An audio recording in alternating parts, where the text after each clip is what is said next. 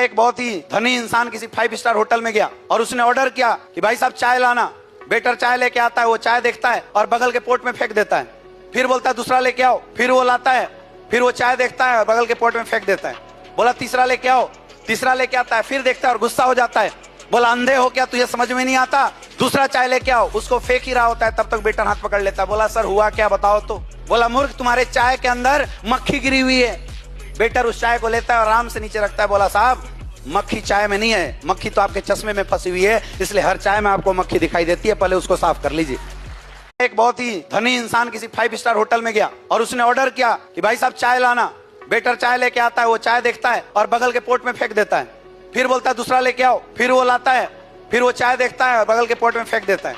बोला तीसरा लेके आओ, तीसरा लेके आता है, फिर देखता है और गुस्सा हो जाता है। बोला अंधे हो क्या, तुझे समझ में नहीं आता, दूसरा चाय लेके आओ। उसको फेंक ही रहा होता है, तब तक वेटर हाथ पकड़ लेता है। बोला सर हुआ क्या बताओ तो। बोला मूर्ख, तुम्हारे चाय के अंदर मक्खी गिरी हुई है। वेटर उस चाय को लेता है और आराम से नीचे रखता है। बोला साहब मक्खी चाय में नहीं है, मक्खी तो आपके चश्मे में फंसी हुई है, इसलिए हर चाय में आपको मक्खी दिखाई देती है, पहले उसको साफ कर लीजिए।